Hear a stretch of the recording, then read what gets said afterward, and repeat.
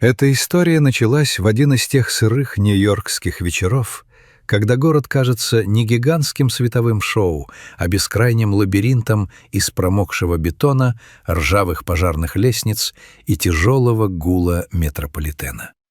Дождь барабанил по вывескам маленьких лавочек в Чайна-тауне, смывая дневную суету и превращая асфальт в темное зеркало. Именно в такой вечер за мусорными баками возле небольшого круглосуточного гастронома, так называемой бодеги, каких тысячи на улицах Большого Яблока, послышался тонкий жалобный писк. Марк, молодой помощник продавца, выносил пустые картонные коробки. Натянув капюшон толстовки, он уже собирался вернуться в теплое, пахнущее кофе и специями помещение, как вдруг замер. Из-под мокрого куска арголита на него смотрели два несоразмерно больших перепуганных глаза. Это был котенок. Он казался настолько крошечным и нелепым, что трудно было понять, как он вообще выжил на жестких улицах Нью-Йорка. Шерсть, когда-то явно ярко-рыжая, превратилась в спутанный ком грязной пакли. Ребра проступали сквозь кожу, а сам малыш дрожал так сильно, будто внутри него работал маленький сломанный моторчик. Марк не был пылким любителем животных, но оставить этот мокрый рыжий комок на съедение нью-йоркским крысам и холодным лужам не смог. Он аккуратно подцепил котенка за загривок, засунул за пазуху своей куртки и зашел обратно в магазин. «Эй, Луис, глянь, кого я нашел!» — окликнул он пожилого хозяина лавки. Луис поправил очки на носу, насупил густые брови и подошел к стойке. Котенок, оказавшись на сухом деревянном полу, тщетно попытался сделать шаг, но лапы подогнулись, и он просто уткнулся носом в сапог Марка. «Голодный, грязный, одни уши до кости», — проворчал Луис, но в его голосе не было строгости. «Неси теплую воду, тряпку и налей в блюдце немного молока. Хотя нет, молоко нельзя. Дай тунца из банки». Так в жизни небольшого магазинчика на углу улицы появился Бобо. Имя ему дали быстро, без долгих раздумий, просто потому что оно звучало мягко, уютно и немного смешно, как и сам котенок, когда тот, наконец, отъелся и отмылся. С самого начала было понятно, что Бобо — кот особенный. Проведя первые дни жизни на улице, он впитал в себя дух свободного Нью-Йорка. Как только он окреп, попытки удержать его исключительно внутри магазина провалились. Бобо требовал движения, запахов большого города и свежего воздуха. Его распорядок дня установился сам собой. Большую часть времени он проводил, исследуя окрестные переулки, подворотни, крыши припаркованных автомобилей и пожарные гидранты. Он общался с местными голубями, скорее наблюдая за ними с гордым прищуром, грелся на капотах машин и изучал каждый квадратный сантиметр своего района. Но где бы ни пропадал Бобо, в течение дня он неизменно возвращался в магазин. Для него это место было не просто точкой общепита, а настоящим домом, крепостью и штаб-квартирой. Сотрудники лавки — Марк, Луис и позже присоединившаяся к ним кассирша Анна быстро поняли, что коту нужно свое собственное место. Самым простым и, как выяснилось, самым любимым решением для Боба стала обычная картонная коробка из-под фруктов. Ребята аккуратно срезали верх, положили внутрь плотную подстилку из нескольких слоев чистого гофрокартона и мягкое полотенце. Этот трон установили прямо у входных дверей, чуть в стороне от основного потока людей, но так, чтобы из него открывался отличный обзор как на внутренний зал, так и на улицу. Картонная подстилка стала центром вселенной Боба. Он мог часами лежать там, поджав под себя яркие рыжие лапы, наблюдая за тем, как за стеклом бурлит жизнь огромного мегаполиса. Спешат на работу клерки в строгих костюмах, курьеры на велосипедах ловко маневрируют между желтыми такси, а туристы зевают, оглядываясь по сторонам. Со временем Бобо не просто привык к людям, Он взял на себя вполне конкретные должностные обязанности. Сотрудники магазина с улыбкой рассказывали, что кот не пропустил ни одного рабочего дня. Даже когда на улице шлепал проливной дождь или валил густой нью-йоркский снег, в 8 утра рыжая морда уже дежурила у стеклянной двери, ожидая, пока Луис повернет ключ в замке. Получив свою порцию свежего корма и потянувшись до хруста в лапах, Боба переходил к работе. Его главная задача заключалась в встрече покупателей. Представьте, вы заходите в обычный нью-йоркский магазинчик за пачкой кофе, газировкой или сэндвичем, уставший после тяжелого дня или озабоченный тысячей проблем.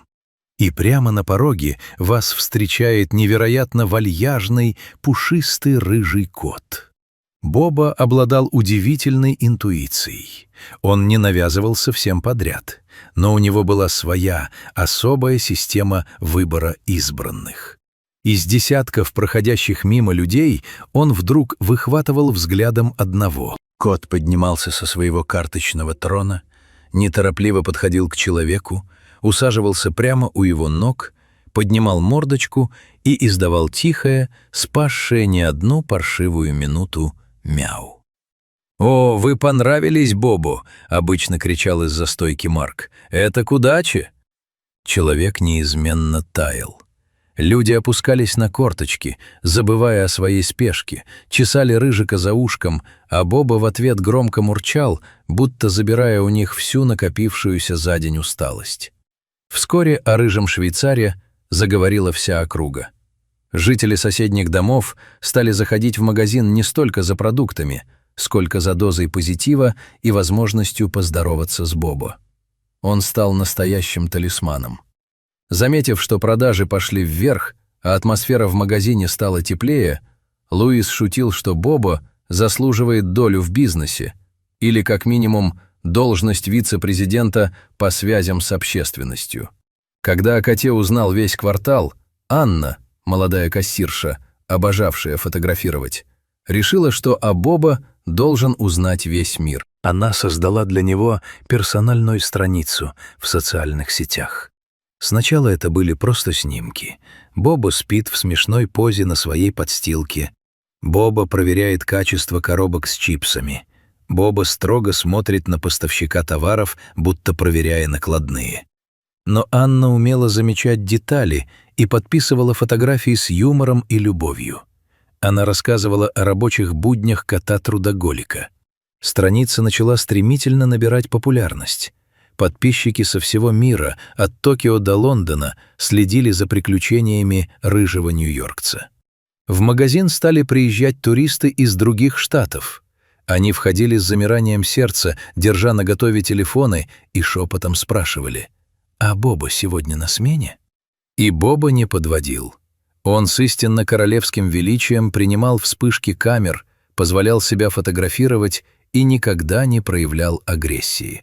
В своем районе он превратился в настоящую суперзвезду, оставаясь при этом все тем же добрым, чуть лукавым уличным котом, который любил спать на картоне. Годы шли. Нью-Йорк менялся. Менялись вывески соседних кафе, сменяли друг друга времена года. Боба из юного шустрого котенка превратился в солидного степенного кота. В его рыжей шерсти проступила легкая седина, мордочка стала более мудрой, а движения — неторопливыми и размеренными. Уличные драки остались в далеком прошлом, да и проводить целые дни на холодном асфальте с возрастом стало тяжело. Сотрудники магазина все чаще задумывались о будущем своего любимца. Приближалась зима, а на склоне лет коту требовался настоящий домашний уют, теплое кресло и регулярный уход ветеринара. История Боба тронула сердца многих, но идеальный вариант появился сам собой. Постоянные покупатели магазина, пожилая пара, проживавшая буквально в 2 домах от лавки, предложила забрать Боба к себе.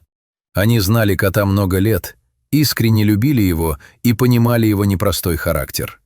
Так рыжий уличный скиталец официально получил статус домашнего любимца. У него появилось собственное мягкое кресло, дорогие миски для еды, куча игрушек и абсолютная любовь двоих людей, готовых беречь его покой. Однако те, кто думал, что Боба превратится в обычного диванного кота, плохо знали этот нью-йоркский характер. В первый же день в новом доме, позавтракав и вылизав лапы, Боба подошел к входной двери и требовательно мяукнул. Когда хозяева открыли дверь, кот не побежал во двор, а уверенной, знакомой шагающей походкой направился прямо по тротуару к своей любимой бодеге. Зайдя внутрь, он поприветствовал привычным «мяу» Луиса, прошелся между рядами, проверил, на месте ли Анна, после чего забрался на свою старую, проверенную временем картонную подстилку и сладко заснул. Став домашним котом, Боба так и не смог оставить свою работу. Для него магазин был не просто источником еды. Это была его жизнь, его территория, его долг. Каждое утро новые хозяева выпускали Боба на прогулку, и он неизменно шел в магазин. Он приходил туда точно к открытию, как делал это на протяжении многих лет. Встречал новых и старых покупателей, получал свою порцию ласки от Марка и Луиса, проверял порядок на полках, а вечером спокойно возвращался домой, где его ждал сытный ужин и мягкая постель. В общей сложности Бобо посещает этот маленький нью-йоркский магазинчик уже целых 9 лет. Для кошачьей жизни 9 лет — это целая эпоха. За это время выросли дети тех покупателей, которые когда-то гладили маленького грязного котенка, принесенного из подворотни. Магазин переживал разные времена, менялся город вокруг, но одно оставалось неизменным.